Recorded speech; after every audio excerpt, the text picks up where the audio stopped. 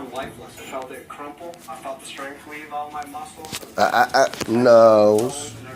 You're just gonna tear that up, buddy. For a moment, the coldness of the sidewalk. Nay. It's like somebody was pouring very thick black ink slowly, across my field of vision. Uh-oh, you broke the window. No light anymore. You broke the window. Just impenetrable black. Matthew joins us. Thank you for being here. So I understand. You trying to put it back now? Yes, the front right part of my lobe to this day. That chose to leave it there. Take it out. Yeah, it'd be like a frontal lobotomy if they tried to take it out, causing vast personality change. No, let go. I know you got a strong grip, but you need to let go. No. You don't want to chew on that, you weirdo. Matthew's in a coma for 27 days, if I understand correctly. And doctors, not surprisingly, didn't think he would survive. What was that like? It was amazing because they were saying because of the brain swelling, because of the penetration of the bullet, the brain damage, that they... Dominic, you're being naughty. Are you a terrible one? Are you in your terrible ones now? No, you're going to break it. It's going to fall on you. I'm going to let you knock it over. See? You weirdo. You just broke everything. Just knocked it all over. I wanted it to fall, smack you, so you'd quit. I was hung crucifixion style, shackled at the wrists, left and the right, both ankles, in this cavernous, massive underground area. Well, there was stalactites hanging from the ceilings, stalagmites coming up from the ground, and there was different ledges that I could see out from the various distances. And it was just so cold and so evil. These imps, if you will, or creatures of some sort, these round, glowing, like looking objects would come at me from like the very far away, and they would just snip at me and just stop. And I could feel them. I could feel they hated me. You tore it all up. And they had long talons, like broke it all. Arms. Their teeth, putrid smelling, and they just mocked me because I was in their domain. This was where the demons of hell live, and they would come around my backside, and with those talons, I could feel them like shred the skin off my back. And yet, how painful that was, I felt that reform, and that was more painful. I began to understand this was an eternal nature. There was no beginning, there was no end that I, Matthew Botsford, could change or had anything to do with.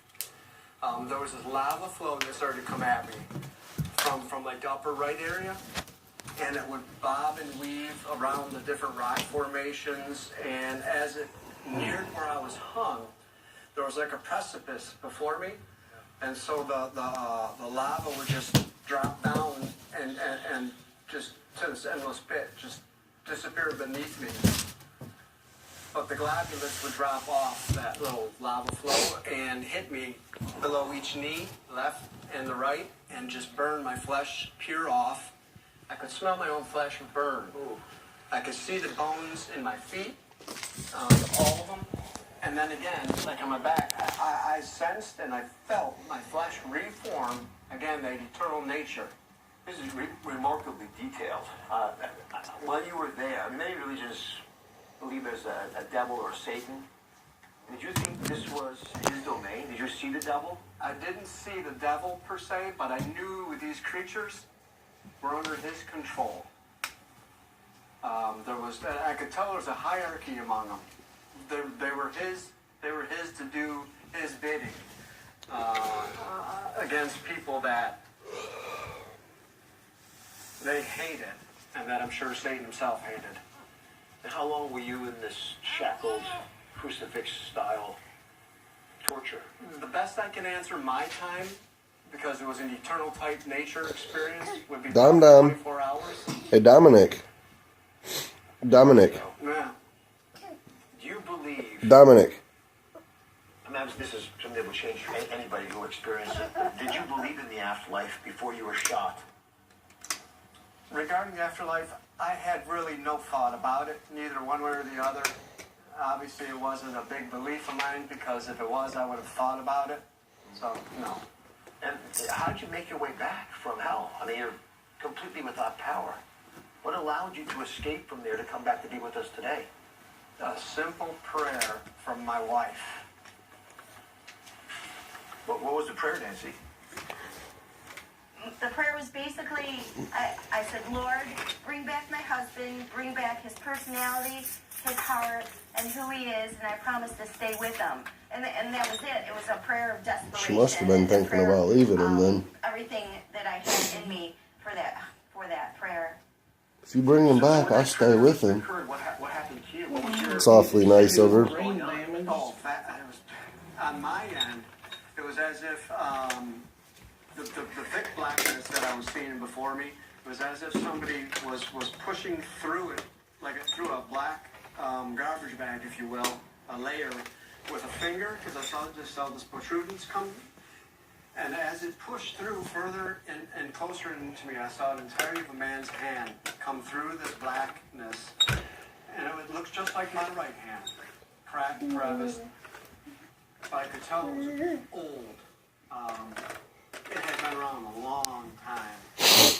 And as this hand started to descend towards me, it brought this brilliant white light. Finely ingrained white feathers started to come about it and about this realm I was in. This beautiful music, incredible orchestral music, singing. I think this guy was just hallucinating. And his hand just grasped me about my waist so gently, like King Kong, Faye Dunaway thing.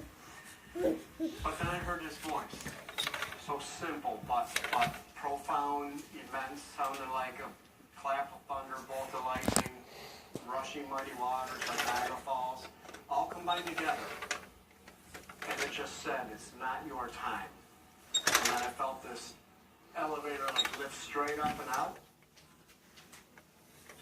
Why do you think this happened to you, Matthew? Why would you have said that you were in hell? Hey, Dominic, what are you doing down The there? reason that I believe that I experienced this cell in hell was because I didn't know the Lord.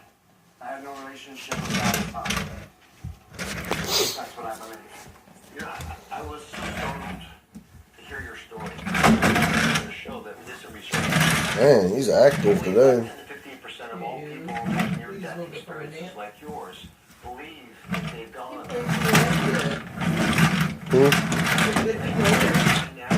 No, not at all. Absolutely. Yeah, he not. likes little cars. He needs some, like, Hot Wheel things. He need to tie his shoes. He did. He just ate. I had them both tied. Are they both untied? Yeah. Did you want to go outside, or is it really cold?